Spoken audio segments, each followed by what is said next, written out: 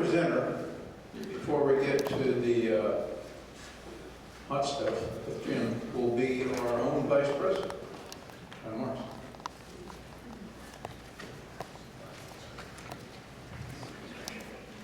Michael always said, buy me time, buy me time. So, I'm pleased to be able to talk to you today about my uncle. He was a man that I never met personally, but over the last 25 years or so, I've come to know a great deal about him. And a lot of that has come from this organization. There were different people in the organization who knew of him, knew what had happened to him, understood how the challenges that he had faced. So I have a control, right?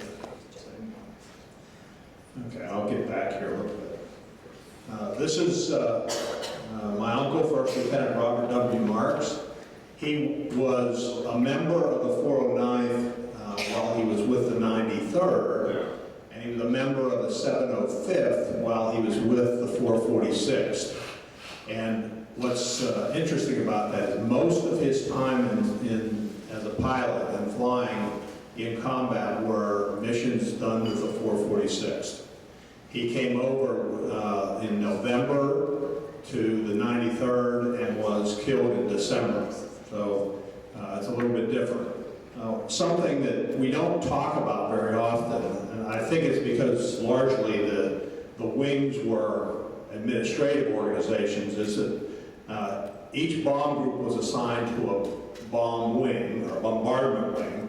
The 93rd was assigned to the 20th Bombardment Wing, as was the 446th. So they were in the same wing, along with the 448th at Seething, the 489th at Halesworth. The 446th was at Bungay, which is about 5 miles by air from Hardwick. By road, it's a little further. You've got to do some turns and all that. So they were all assigned to the 20th Bombardment Wing. And late in 1944, a decision was made to consolidate the lead crews with the 93rd so that they could do lead crew training. And that's why my uncle moved over to the 93rd. And when he moved with his entire crew. So let's step back a little bit about who he was. He was born in December of 1921, the fifth of 10 children. That's my grandparents there. He was born in Beaver Falls, PA, where I'm from, and where I was born. He was a high school graduate of May of 1940, and was working at the Babcock and Wilcox Tube Company, which is one of the 4 steel mills that were active in our city at that time. My father and he were basically 1 year apart in age, so they were very close in their lives and spent a great deal of time together. Now, in addition to my Uncle Bob being in the service, his older sister, Marion, served as a Navy nurse, and his younger brother, Pete, served as a Navy CB in the Pacific. And I just say, yesterday when we were doing the War in the Pacific and the road to Tokyo, they had a fabulous display on the Seabees. And I don't know how many of you saw that, but I was very impressed and very interested because of what he has done. My Uncle Bob wasn't married. Depending on which letter you read, he had a girlfriend and he didn't have one, so like all things. And he was a member of the church that was closest to his house. He entered the Army Air Corps in May of 43, so he worked from May of 40 to 43 at the Babcock and Wilcox plant, so he had some experience. You can see the dates of his different training and where he was located. This information is in his flight records. So he was awarded his wings in Stuttgart, Arkansas, which is, I think, is near Little Rock. Where's my Arkansas card? Southeast, yes. Yes. It's called Stuttgart. Oh, pardon me. In Germany, it's Stuttgart. So in Arkansas, it's Stuttgart, and it is near Little Rock, right? Southeast. Yeah. Home of Riceland Foods, the second largest rice producer in the world. All right, so that's where he earned his wings. Left there, went to Maxwell Field. It's still a very large and active base today. And then went for crew training to Colorado Springs, where the crew were brought together in ASPEC crew training, which is right down the road from you guys in Denver. And then they staged for overseas deployment in Lincoln, Nebraska, where we were 2 years ago. And I didn't actually go looking for Lincoln Army Airfield, because I think it's now the airport in Lincoln, correct? For those of you from Nebraska.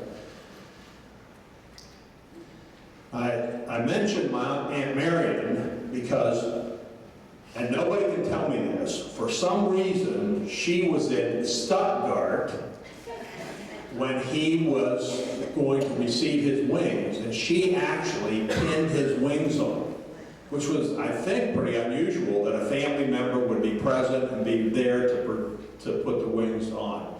And the second thing about this is it was my father's birthday, December 5th. So it was a nice closure. This picture appeared in our local newspaper and got a lot of attention from folks there. So he was with the 446th Bomb Squadron. These are the missions that he had. Now, I'm not sure about the number of missions he was credited with. At the end of this, you'll see he's killed in action. And those pilots didn't get a certificate at the end that says, here's all your missions, because they weren't there to receive them. So I don't have an official summary from the Army that says, these are the missions that you have. But I do have his flight records, and you can look at the different missions, compare them to what the group was doing on those days, and you can guess. Now, I know from talking with Don, if I go to the mission records with for the organization, they'll show me that exactly. And I need to do that research and figure it out. So these are the missions he flew that I think he was credited for. The August 30th mission to Berlin, it was an accredited mission, but it was recall. They got so close to Berlin and then they called them back for some reason. The August 31st mission was the first mission he did as a grocery run. And they actually hauled flour and yeast into France near Paris because the people were starving there. And the Allied forces had just gone through, they were able to get flights in, and they did some resupply that way. Then Beirut, which might be pronounced incorrectly like Stuttgart, he did another grocery run, and they just hauled flour on that one. During September, he had 2 missions, but he had a lot of flying, and they qualified him as an instructor pilot. So most of those missions that he flew in September were 2-3 hours long. Not long enough to go over to France or Germany and do a mission, but long enough to work. So he passed his instructor check on September 29th, and all this is still with the 446th.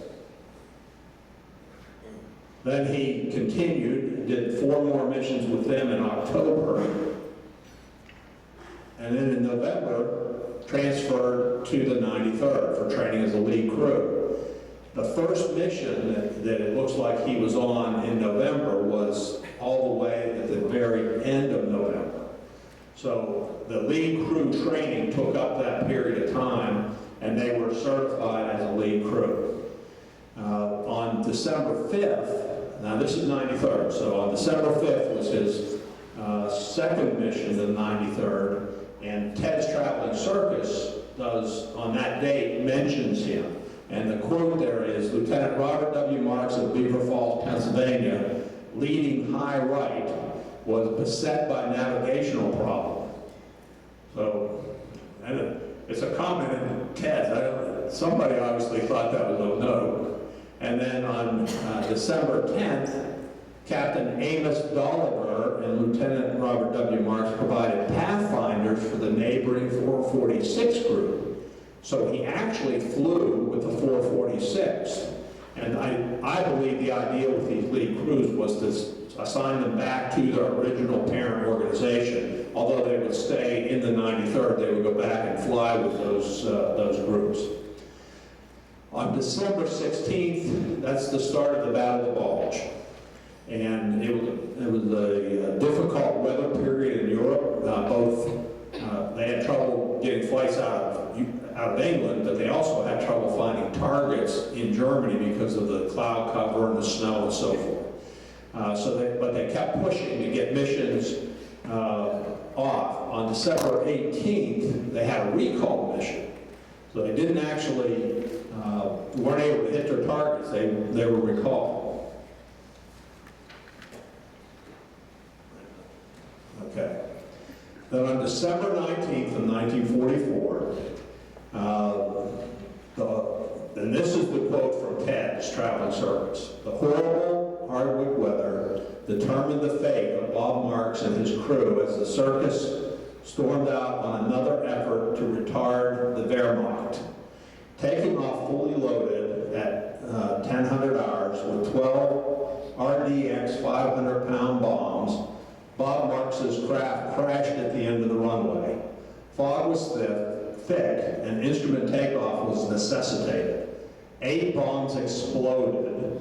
All crewmen, 5 officers, and 6 enlisted men were instantly killed."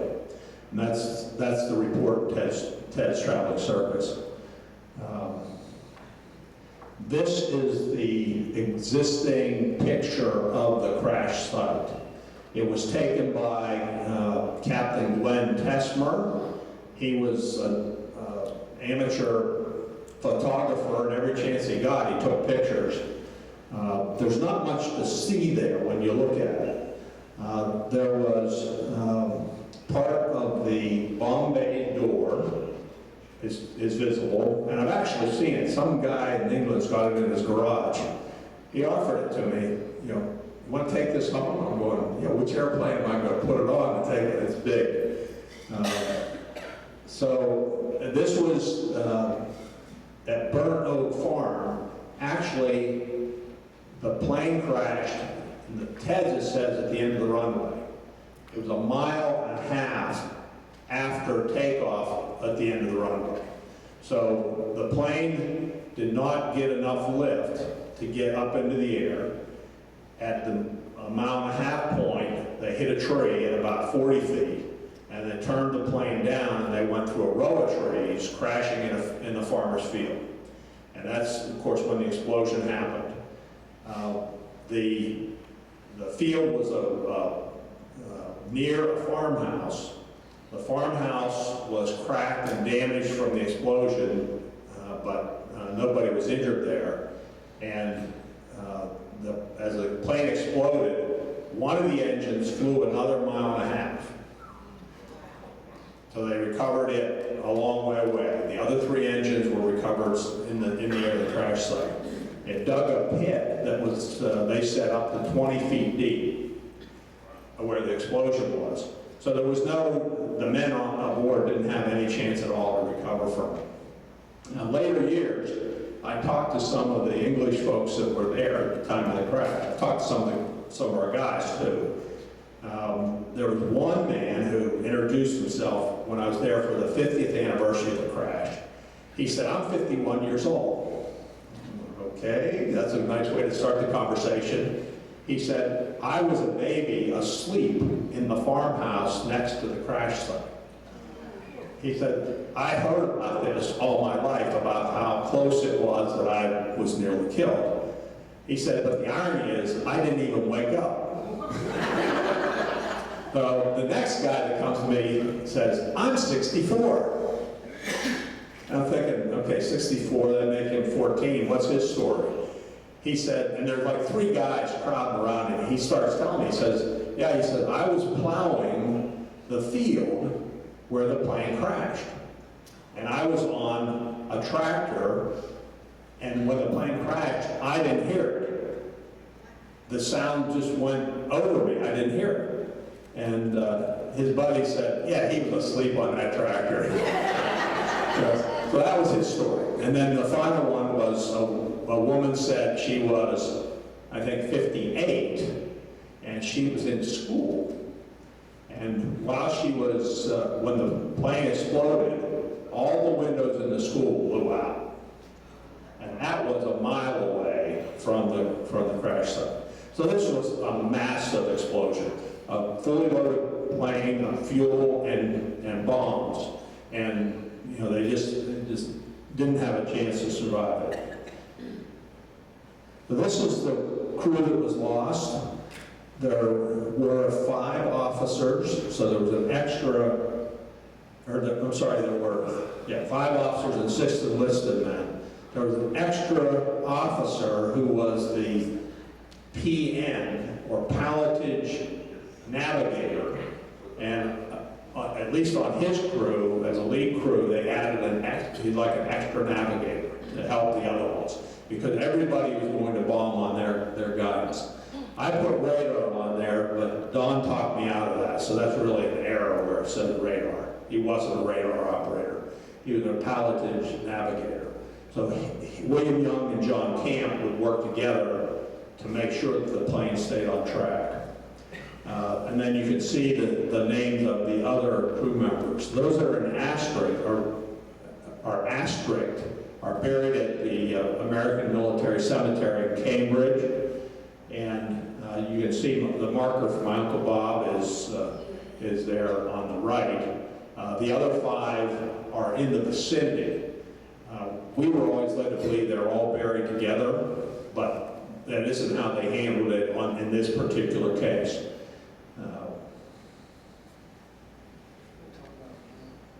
Talk about, oh yes, good point. Oh, I have that on there. I will talk on this slide. So on December 22nd, in every case where there's a crash, they appointed a board of officers to investigate the cause of the crash. And that crash report was filed on December 22nd. So 3 days later, the investigation was done. And they concluded that the crash was caused by weather, 50%, and pilot error, 50%. And the truth is, they don't know. They did have some discussion about the engines. You heard earlier today that if an engine loses power at a key point, you can have a crash as a result. There was one witness said he heard one of the engines misfiring as it went past the tower.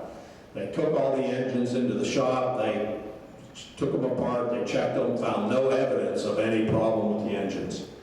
The Leland Spencer, when we were in England on the last trip, was one of the veterans who was along. And we got to be talking, and he said, I didn't know your uncle, but I knew of the crash because I was involved in the investigation. And he had a theory that there was a switch at the foot of the pilot that if you hit it at the wrong time would cut the power to the engines. And his theory was that happened, causing the plane to crash. Most of the pilots I've talked to have said that it's difficult to take off on instrument takeoff, and that probably there was just a slight hesitation somewhere in that process, and that could have contributed to the crash. But ultimately, the weather was adverse. So that was the conclusion. Rayanne never likes me to talk about that because she's, is there. It's just part of what happened. In the war, there were hundreds of people that just little mistakes made the difference between whether they lived and died. And that's how warfare is everywhere. So on January 2nd of 1945, my grandfather died. My uncle's father passed away suddenly back in Beaver Falls, and he didn't know about his son's death. The message came so that the family, went. They're having a funeral. They're at the funeral home, and the message came in by Western Union. The Western Union boy was told they're not at home. They're at the funeral home. Take it to them there, because that's the policy. You had to deliver it right away. That was Western Union's contract with the government. So the Western Union telegraph boy walks into the funeral home, and even before my grandmother read the telegram, she said, "Oh, not that too," and she passed out. And it was just, it was a terrible experience for the family. And it was something that, I didn't hear about that story until much later, when my dad was able to talk about it. So years later, after all the processing was done and they returned the remains of those men who the families asked for their remains to come back to the States, then they finished the new cemetery, which is the one that we go to today. That was the new cemetery, replaced the temporary one. They invited family members to come to England for a ceremony. And my grandmother and my aunt were able to travel as part of that program. And they were the first to visit the grave of my uncle and my aunt's brother. Since then, I had the privilege to take my father and mother there.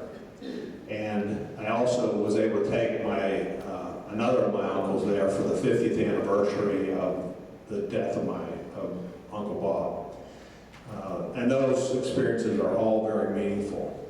But I can't talk about him or any of his memories. There's nothing that really exists out there.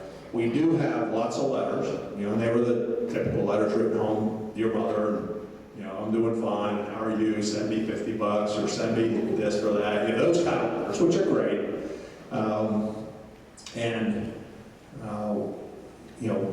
We really didn't know much until we started back in the 90s, starting to investigate. And the first thing that I did was I went to the cemetery in England, and they told us about two organizations, the 2nd Air Division and the 93rd Bomb Group. And then they also told us about the fact that there was still some remains of the air base at Hardwick, and put us in touch with, but Hardwick and Bungay, and they put us in touch with John Archer and David Woodrow. So that trip kind of set the stage for everything else that followed. But many people over the years have been started on that very way. Yeah, it's pretty amazing. I think that's it. Okay.